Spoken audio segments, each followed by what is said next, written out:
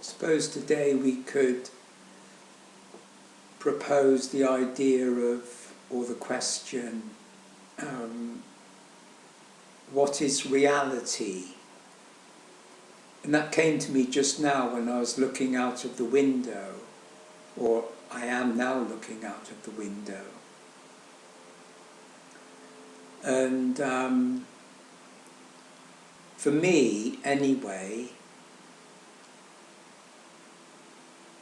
what I experience in the room, in the outside world, myself as a whole, is reality.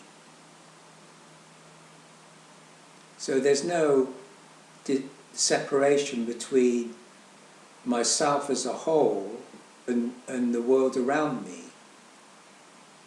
And I don't think there ever has been. I don't think I ever remember not experiencing the totality or everything that is as a seamless whole or an unbroken whole. Of course, I mean, I can't remember every year of my life, as it were, but I do know that I've never felt other than myself, and I've never been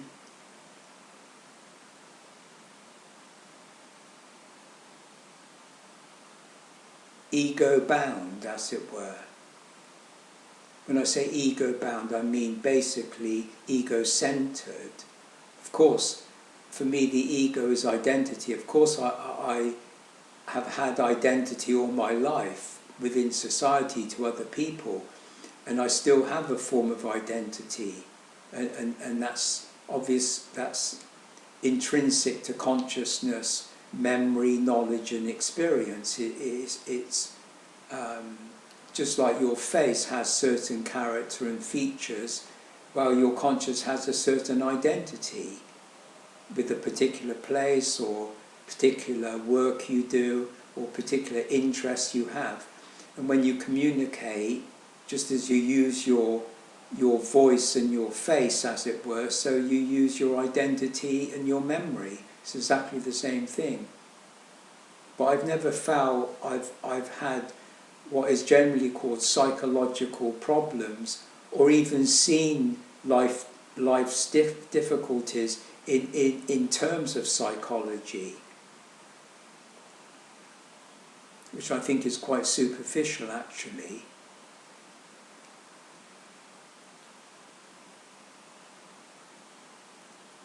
And because I've been, or let's say because I've left open a lot of room for meditation, and by meditation I mean exactly what I'm saying now, just being open as a whole. So self is one and doesn't divide itself from any other thing within the whole. So I've given a lot of attention to animals, and I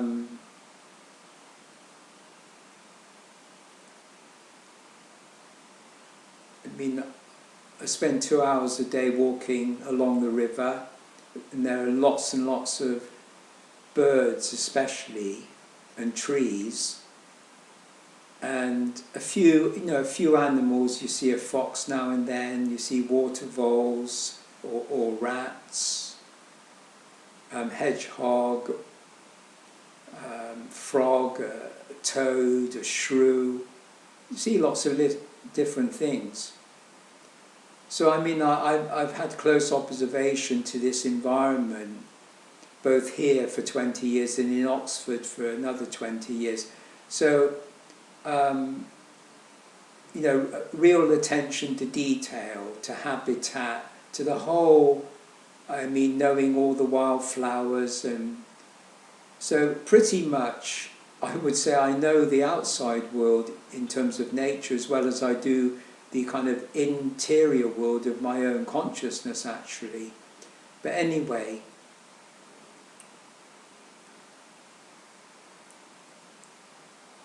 when I see an animal, for instance a squirrel, which there are probably over 20 squirrels on my walk, so squirrels are coming up to you all the time and around you all the time, so that's just part of the walk.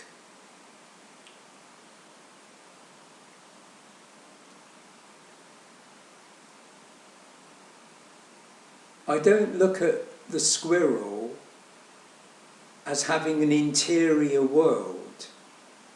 So when I look at a squirrel, I see it in its environment and see it as integral to the whole. And I have thought about what the interior world of a squirrel or a fox or a bird is like. I've actually tried to perceive that, as it were, gain an insight. Intuition, using my psychic perception, etc.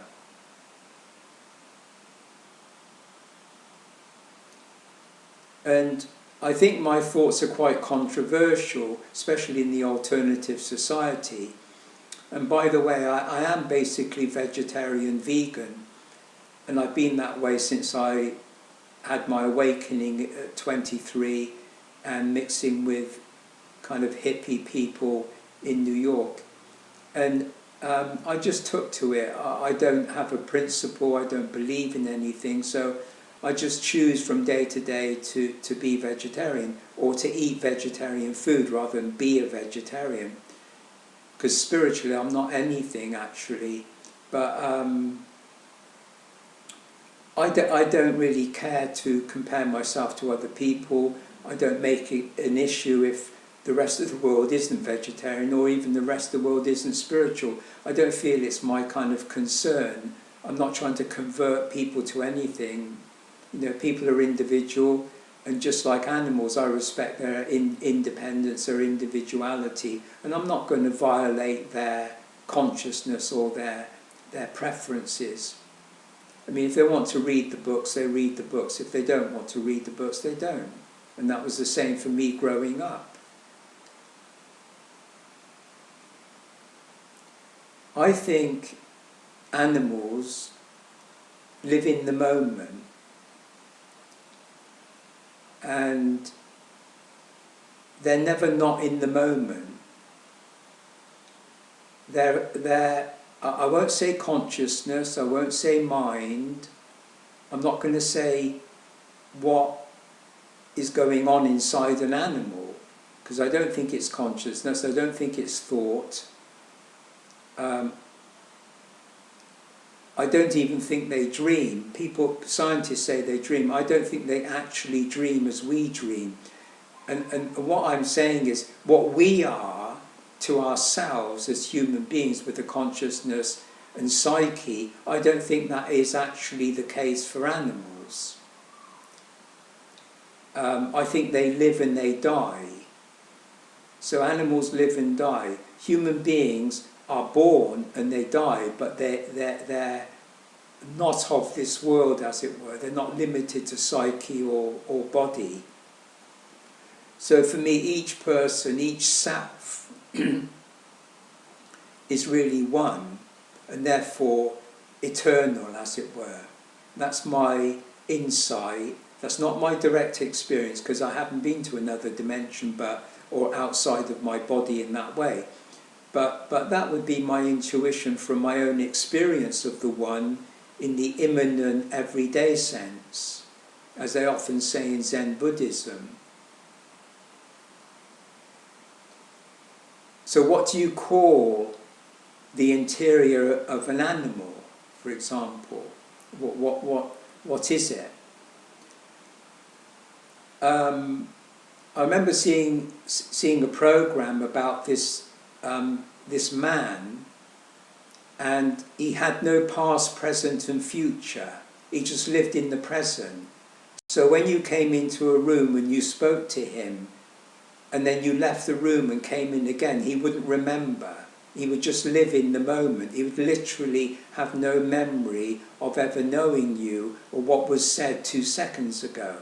So he had no continuity of consciousness whatsoever. A bit like dementia or a bit like Alzheimer's. I think that's how the animal lives. It's not a continuity of anything. Yes, they use their memory when they have to, and I don't think they have thought. I don't think they reflect on anything. And I'll give an example. On the lake near the house, usually get a couple of new white swans, and they usually nest on the island on the lake. And one year, I think it was a dog that actually killed one of these swans. And you'd notice that the swan was looking around, kind of feel the swan was kind of moving around looking for its mate. And then after a few days, I guess that it just carried on as normal. And the same thing with the cygnets. They're young, can often be killed by the pike in the river, the fish, the pike, or they could be killed by foxes. And then you see the adults kind of looking around for their young. You just get a sense that they're kind of searching. And there is the idea that they mate for life, and somehow they're kind of like joined together, as it were. Well, I think animals work on instinct and habit, like the rest of nature. I think it's instinct and habit, just like our own bodies are based on instinct and habit. And then we often, in our thought and our consciousness, then we ritualize society in extension of that habit.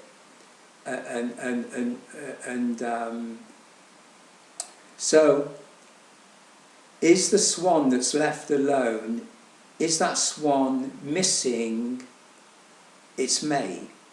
If your girlfriend, boyfriend, whatever, died, you would miss them. I mean, in your consciousness, you'll be concerned with them. There'd be a continuity of consciousness in the sense that you would grieve them and be emotional and everything day by day by day. So you would miss them, and we know that experience. And in the sense of the swan, because I think it's living in the moment, it doesn't know, because it doesn't have knowledge, consciousness in that way, it doesn't know it's missing anything. It's simply habitually looking around, because it's a habit of, it's not looking for the other, it's not remembering, where's my mate? It's simply kind of reacting and habitually kind of looking around. I mean, that's my personal view, that a child may live in the moment more than the adult. A person with Alzheimer's or something else can live in the moment. And I think animals also live in the moment. Now, I really, how can I say, it's not simply care about nature, but I'm in communion with nature, so I must have a deep feeling of oneness and maybe deep love of nature, right?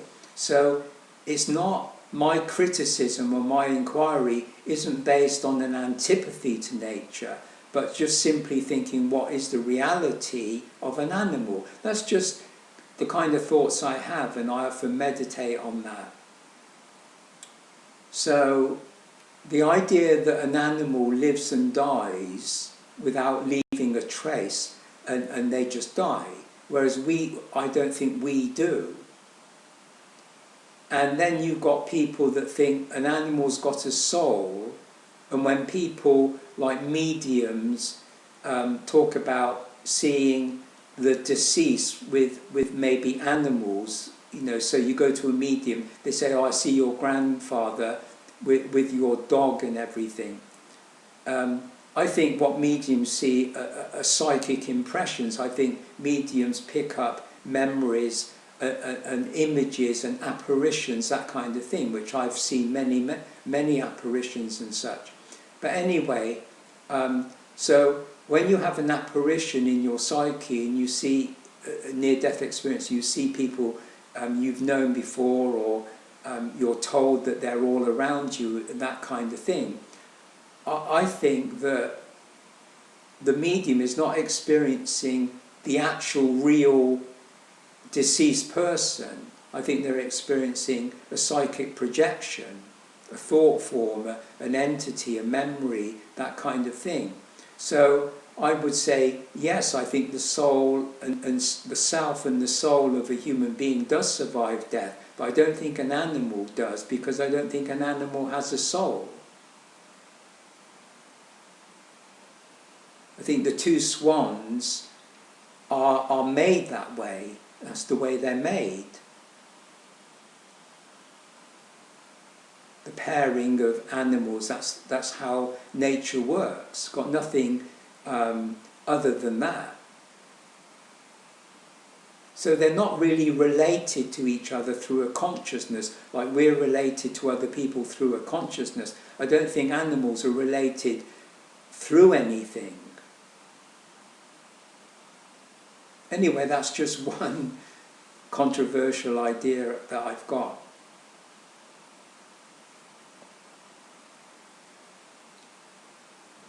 And if we now look at, say, what science thinks, like science thinks of the so-called material universe, so, you know, the world we live in, the world around us is what they call matter, and it's got gross aspects, so everything we see is a kind of gross aspect of matter, and then you've got the more subtle atomic and quantum fields. I think wherever they go in that inquiry, it's simply the process of energy. If you look at the universe as a process of subtler and subtler energies that make up, that kind of, you might say, coagulate to make more dense, gross matter, trees and rocks and everything, and then you go down to the atomic and the quantum. I don't think it's any more than that. I think it has nothing to do with consciousness, nothing to do with the psyche, and certainly nothing to do with the spirit. So this whole idea of people saying that this quantum unified field and consciousness are synonymous, I mean, I don't have that intuition or insight whatsoever. And I know Krishnamurti and Professor David Bohm, they were very interested in that kind of idea. And Krishnamurti saying that he went back to the source of creation, and as if he's touching upon the source of reality, as it were. And David Bohm, in his idea of the implicate order, sees the implicate order as a dimension that produces both the psychic mind and the physical body. That they come out of that, as it were. And that's the same idea of Jung's idea of the collective unconscious and the archetype. And he feels that in that dimension, the psychoid, there's absolute knowledge. So that means everything that's made in terms of matter and energy and psyche and thought is based on absolute knowledge. It's the absolute knowledge of reality is coming out of this collective unconscious. It's being projected out of it. And the same idea is the unified field is pure consciousness, and it's projecting out of itself, out of that energy, the psyche and the body, as it were, or the universes are kind of bubbling up out of it. And I assume also that consciousness and psyche are kind of emanating or being produced from that unified field. So just as I think an animal doesn't have any interior aspect that is related to human beings, I also think that the material universe, in the sense of science, reducing it down to a basic energy, you might say, I don't think that has anything to do with consciousness, psyche and spirit. So again, I don't think both the natural world that we see with animals and the actual material world in which they're a part, I don't think this physical universe literally has anything to do with consciousness, psyche and spirit. And I know that's very controversial because there's all this stuff about cosmic consciousness and in parapsychology, one of probably the leading parapsychologist in the world, I think he's in the Institute of Noetic Sciences in California, Paul Radin. He wrote a book called The Conscious Universe. And I know Rupert Sheldrake, who developed the morphogenetic fields, he actually believes that as well. He believes the sun is conscious and that kind of thing. So I don't know where I'm placed in the kind of philosophy of reality, so to speak. I don't know where I come in that kind of field, but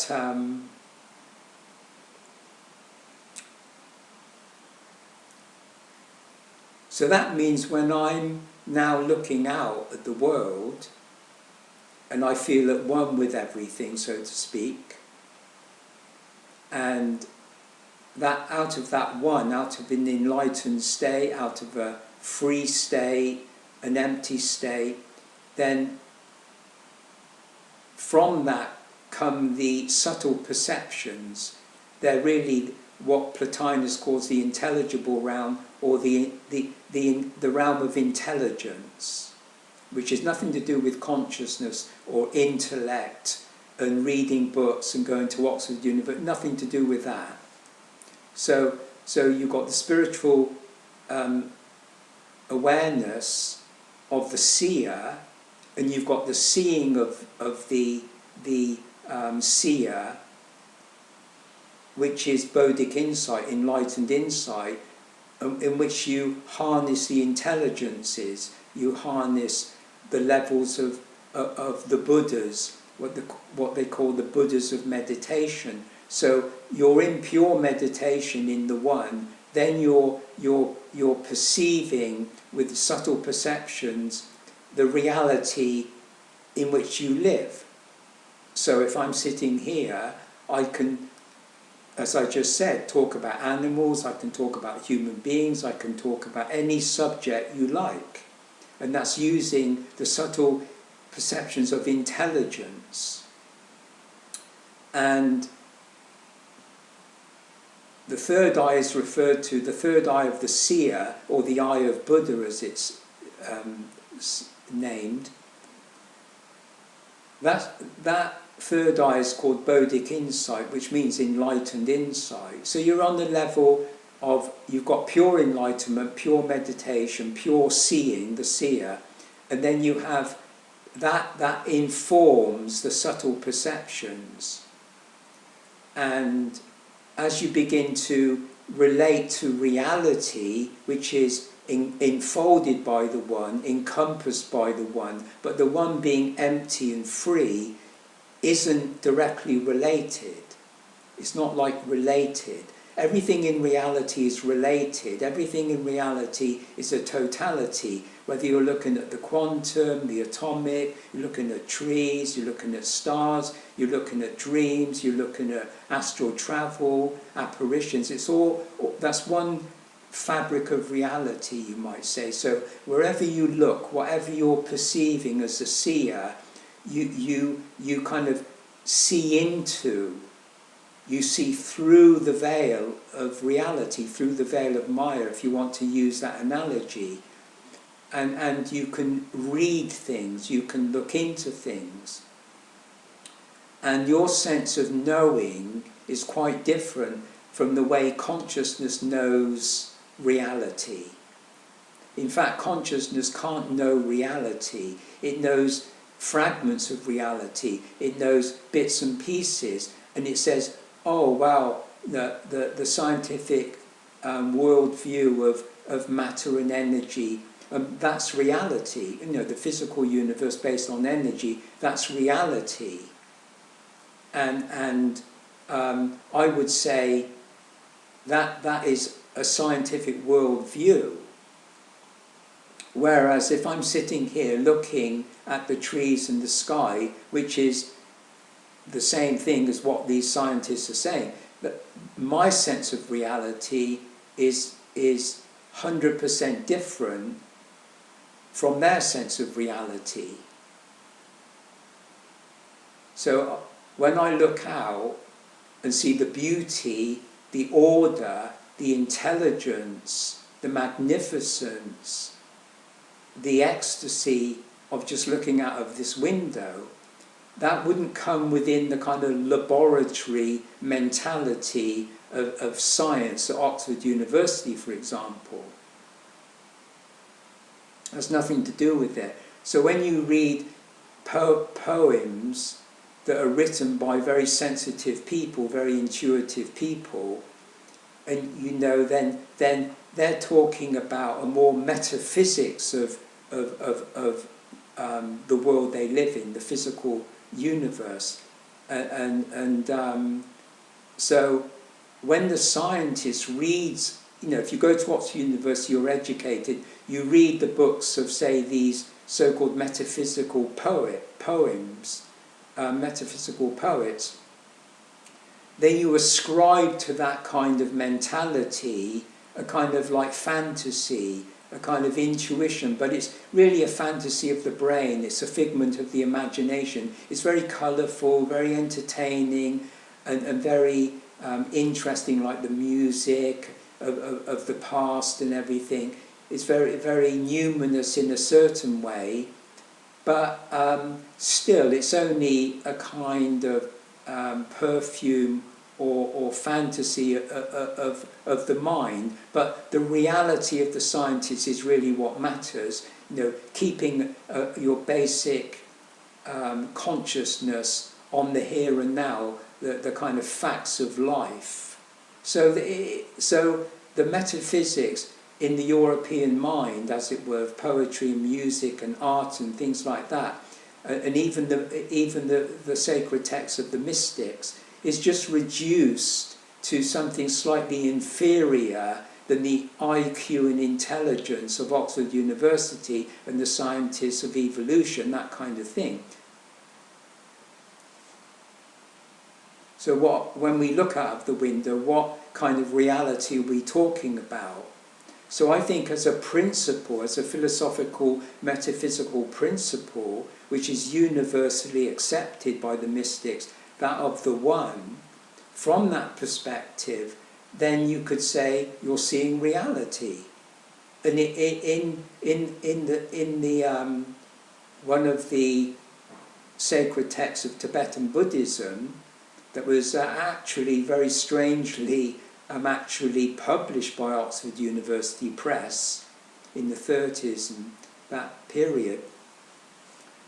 There's a section in the book that says the yoga of knowing the mind, and the main thesis is about seeing is reality.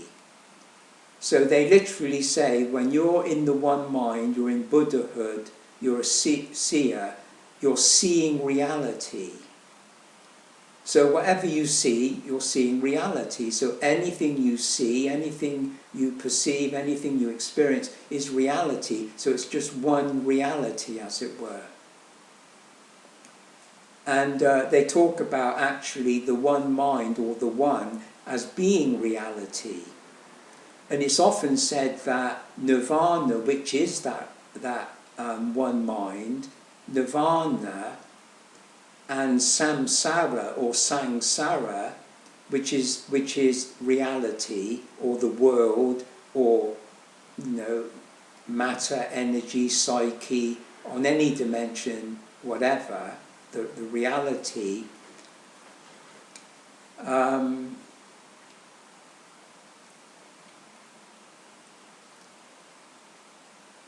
is one and the same.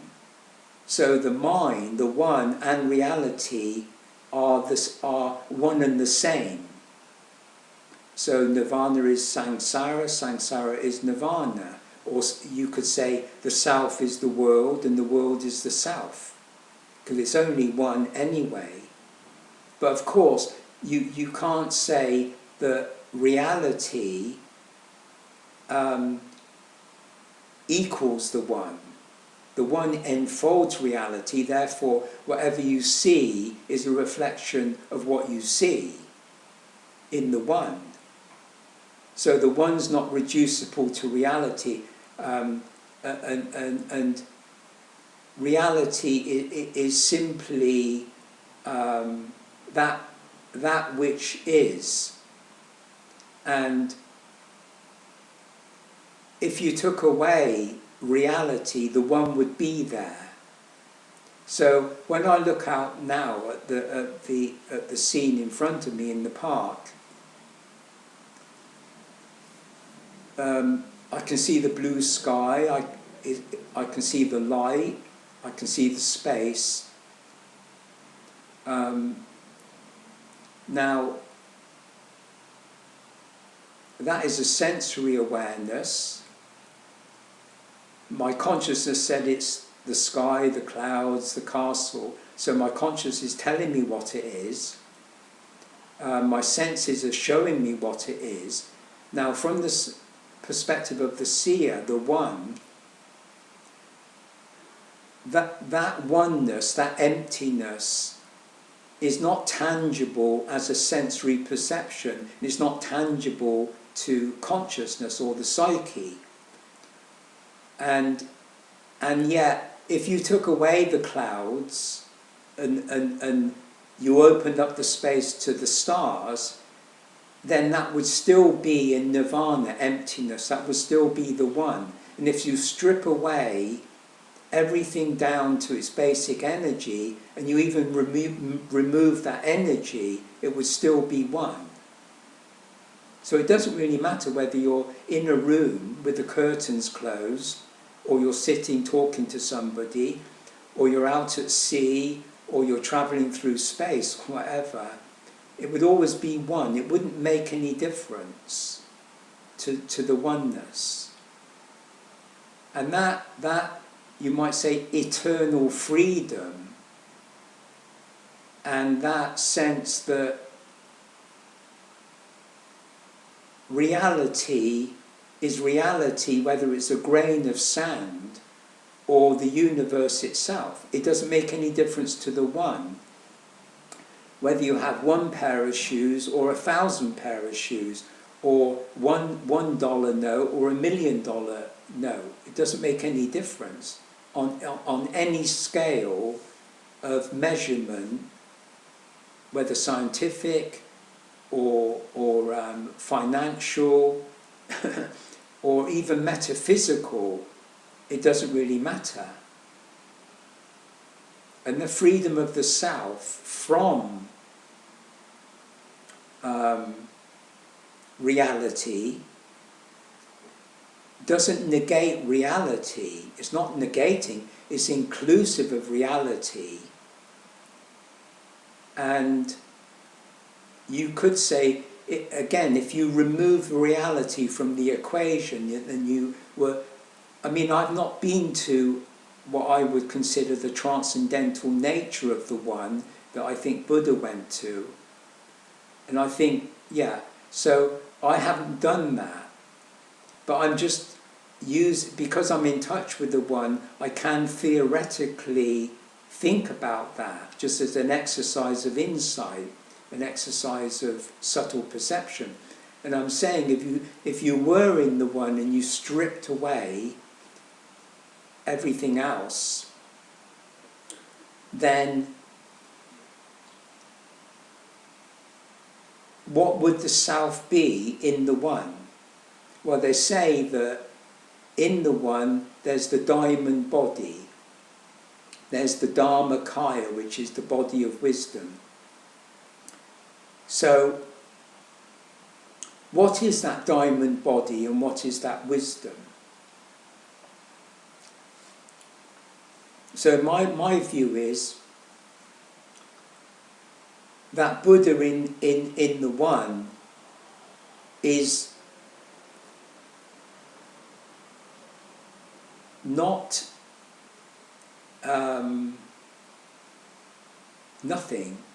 I mean, Buddha in the one is not doing nothing, or not being nothing, or not seeing nothing.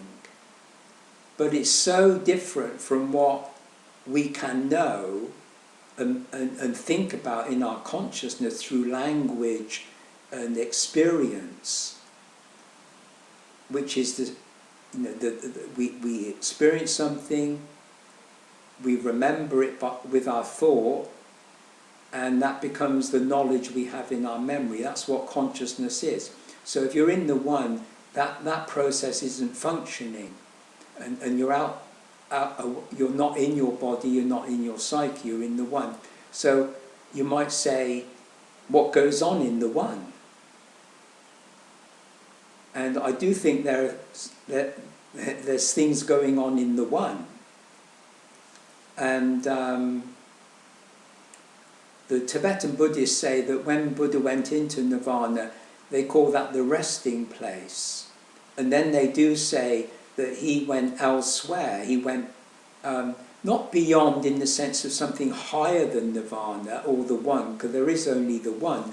But no, just as Buddha came into a physical body on this planet, as it were, then Buddha could, the Buddha can be anywhere. So the person Siddhartha Gautama that was just a human being then becomes enlightened as the Buddha, because the Buddha is a symbol of enlightenment. The term Buddha isn't a human being. The term Buddha is a process of enlightenment and reflecting your true self in enlightenment. So just as Jesus becomes Christ, exactly the same thing. So they say it's a resting place, and he goes elsewhere. So whether he goes into it, if he broke the Nirvana chain of rebirth and reincarnation and rebirth, and he had a life review and he worked through his karma and therefore was liberated, as it were, then that system of being incarnate in a body, then that would end. He would no longer have to be reincarnated, as it were. Now, if he goes to other levels, other dimensions, or whatever there is in reality, because we only know the kind of physical world we live in and the psychic world of dreams, etc. But if there are other things going on in the one, or beyond the one, or elsewhere, then that might not involve being incarnate in a physical body. So all I'm saying is that certainly reality is a spectrum that has no kind of measurable limit. And if the one is eternal, which means a circle, the one is a circle, if the one is eternal, then you could say reality by implication is infinite. So there are infinite universes, infinite dimensions, for example. And in a sense, you could say, like, you can extend 1, 2, 3 to infinity, or you can talk about the infinitely expanding universe. And you could say that colour has an infinity. There's an infinity of red. There's an infinity of trees. There's an infinity of music. And that makes sense. I mean, it philosophically makes sense. But I have tried to contemplate or gain insight into what the one is. As I say, I haven't been to the one, and I don't know if that's possible for me, but nonetheless, I am quite curious, and I like to be philosophical and reflect on the nature of the one, and read the sacred texts and see what they say about it. So they say the diamond body, the body of wisdom, it's a resting place. So that means to say to me, as the Tibetans say, that when you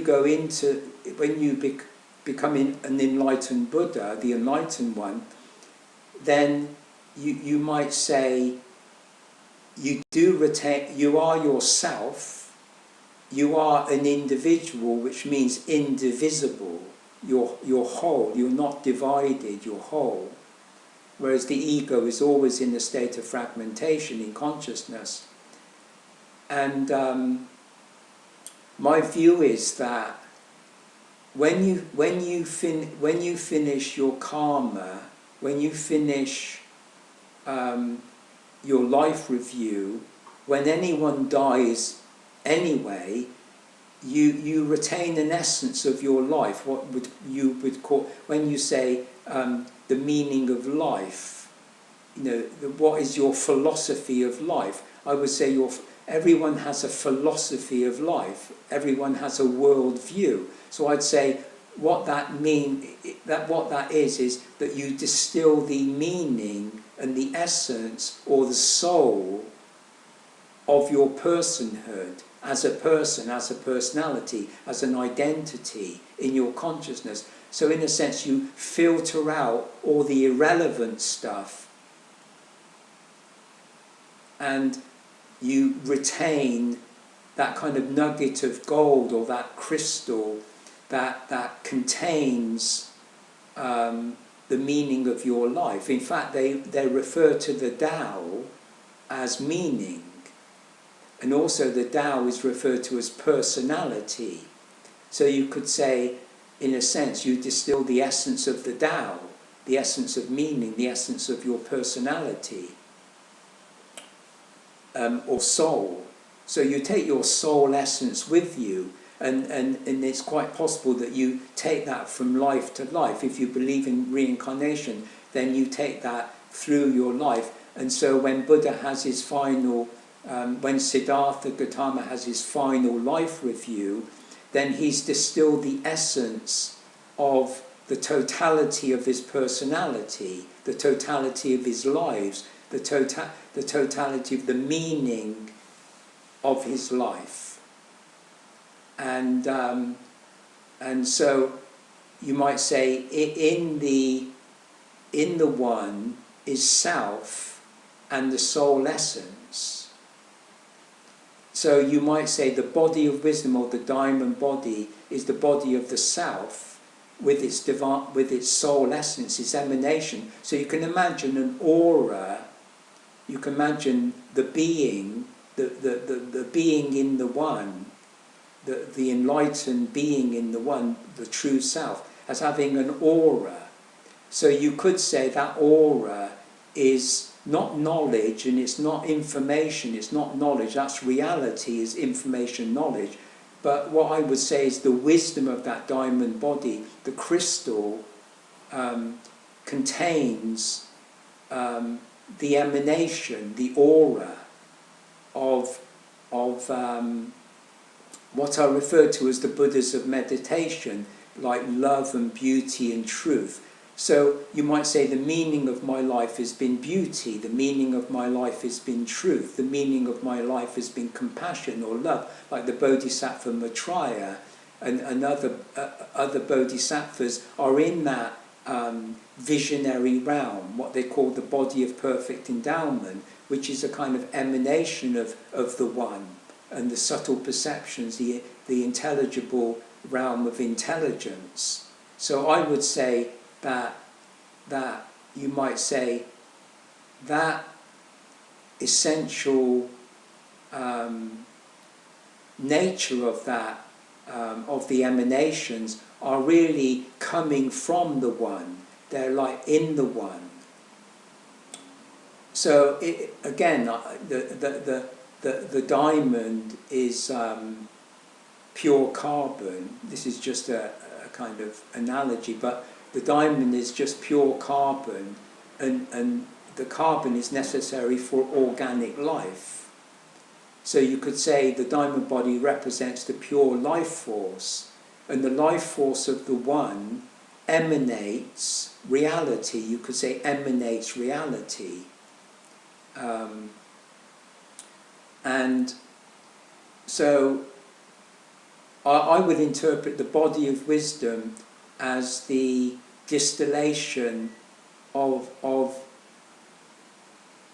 your consciousness, your memory, your knowledge, your history, and whether that goes back to past lives or not. But so you could say, in terms of the crystal, contains the diamond body contains those emanations. Rather than saying knowledge, it contains the wisdom of the soul, as it were, in a sense, is distilling from the experience of reality, if you like. So reality is always an experience, whereas the one is the one. It is not an experience. There's no observer observed, no experience, and no experience. So you could say the body of wisdom is like pure love, or pure beauty, pure freedom, that kind of thing. And that's why they're referred to as the Buddhas of meditation. So you could say, while you're on earth, you are in the one as the Buddha, but you're also a Buddha of meditation. You're in meditation as a seer, seeing reality. So your meditation is on the seeing of reality, gaining intelligent insight into reality, and that is distilling the meaning of your life from that level of self-awareness. Whereas the ego is only concerned with, this view of the universe, a scientific view, a philosophical view. And you have all these world views and all these myriad kind of opinions and conclusions and all of that. So yeah, I think that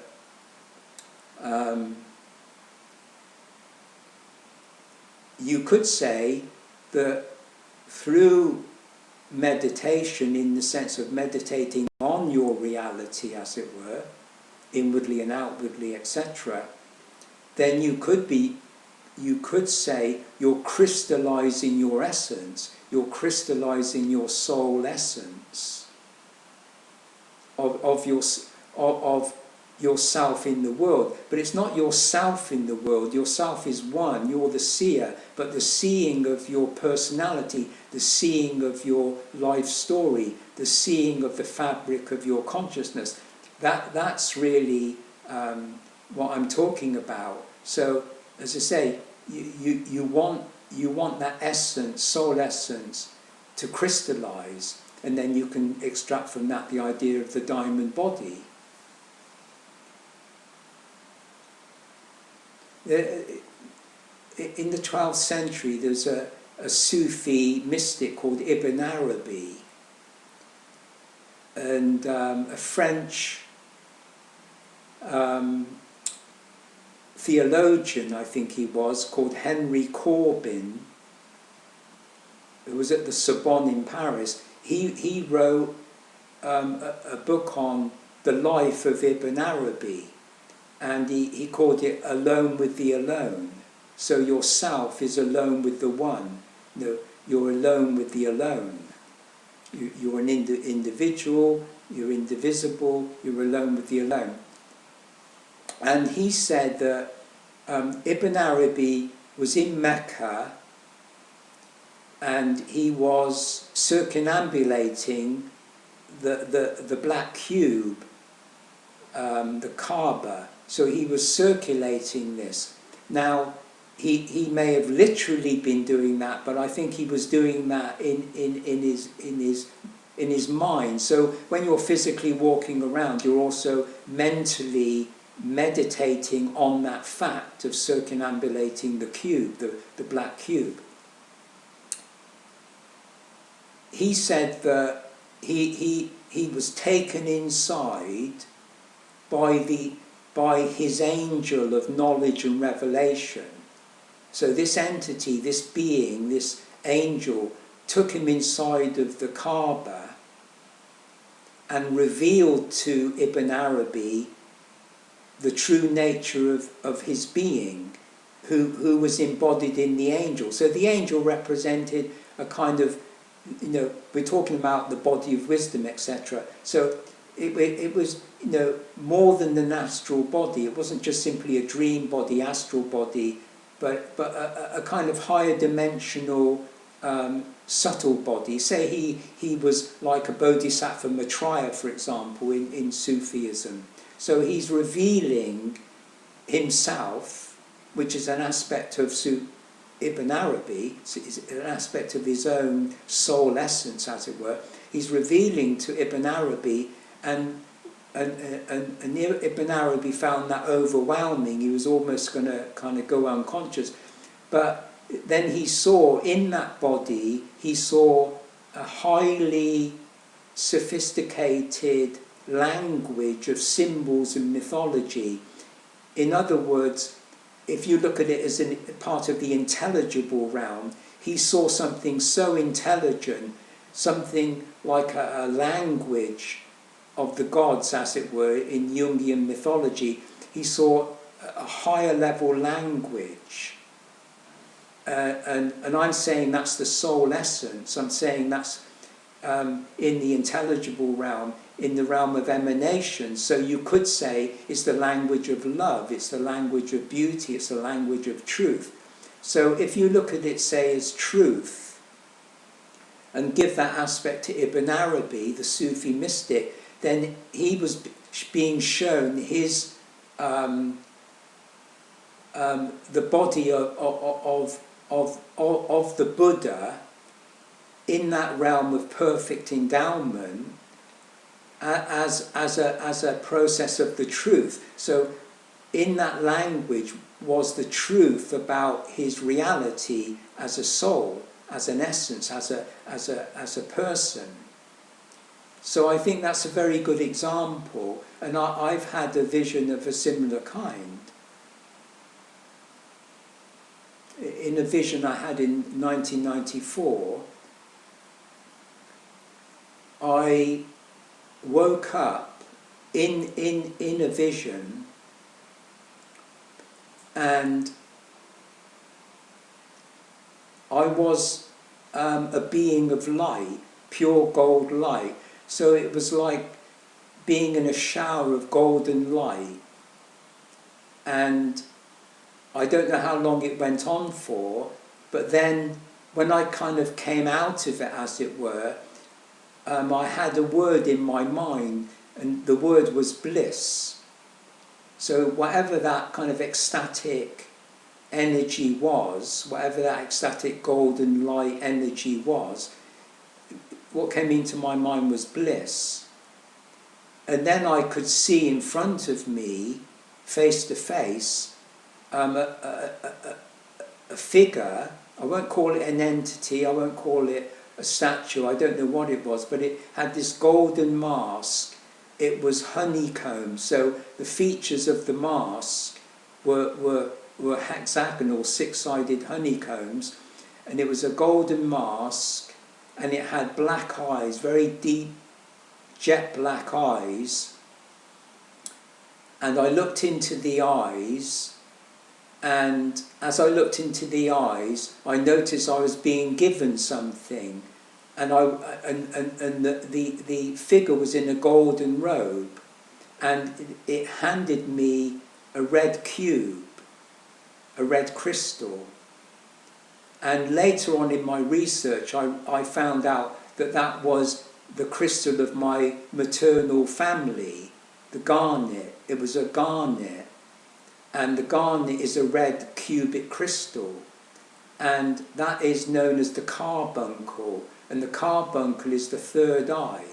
So I was given my third eye of my family tree, my bloodline family tree. So as I looked into the two black oval eyes in the golden mask, and I was given that red cube, so in effect, as I looked into that mask, I was looking at the third eye, as it were. So in a sense, in looking in those two eyes, I was given the third eye. And as I held that cube in my hand, I felt that my future life, prophetically, was embodied in that red cube, and that red cube actually did become the red book, and the red book was all of the study that I did for 12 years that constituted my life review.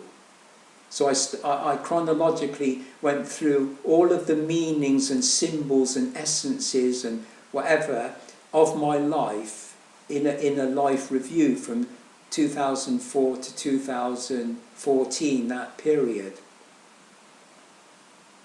So again, we're looking at the idea of different kinds of bodies.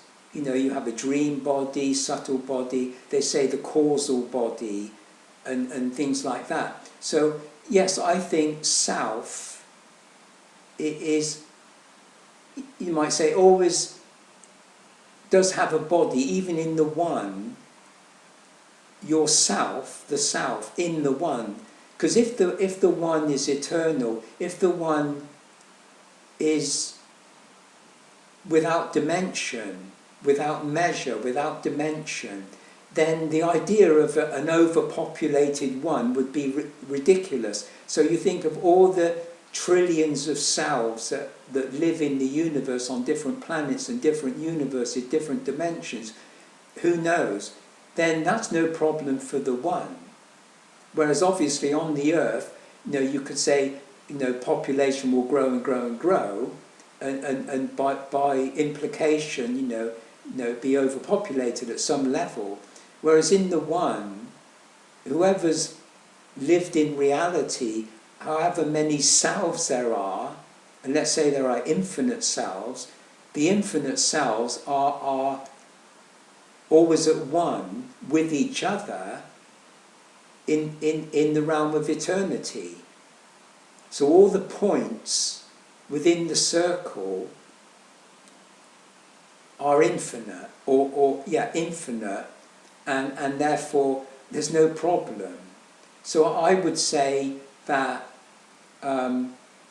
selves go in and out of the one infinitely. So they're eternal within the one, and yet they infinitely go in and out of the one. It doesn't really matter wherever they go in reality, and they're always with a body. They always have a body. That would be my view. That would be my analysis, as it were.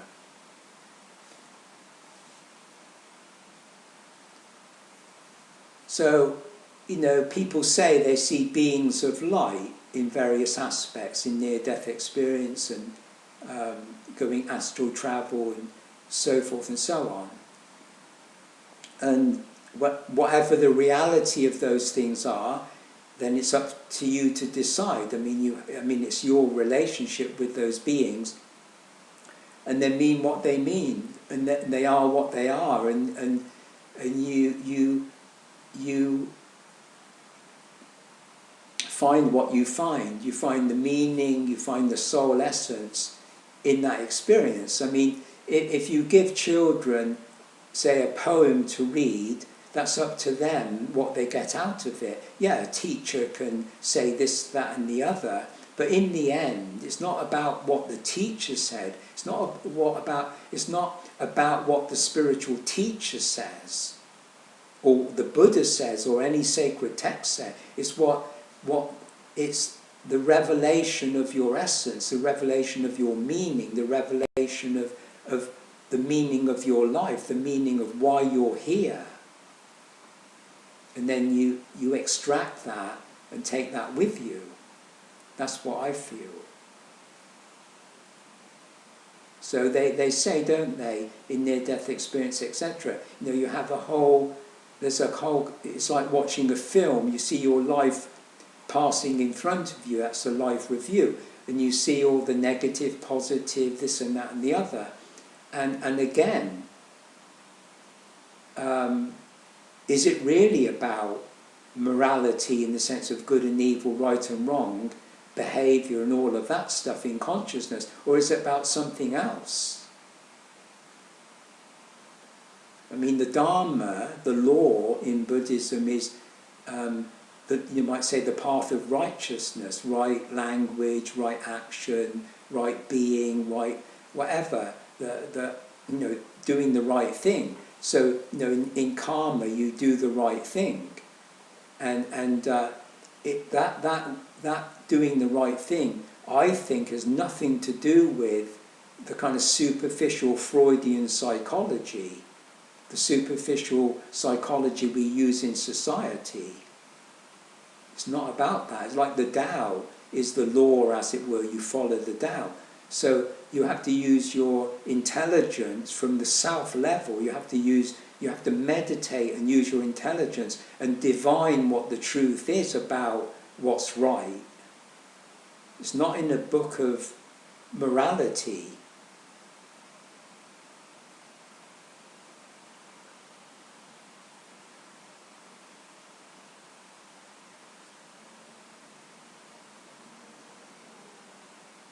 I mean, animals have bodies, insects have bodies.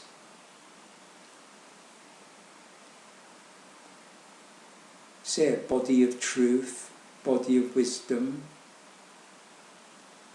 And in meditation, as the self, then what particular aura and emanation is being revealed to you in this life?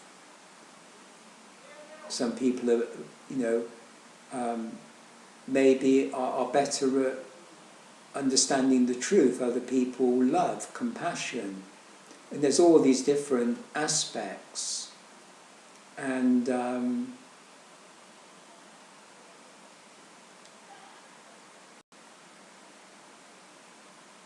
perceiving those things and embodying those things is really the work of meditation, if you like.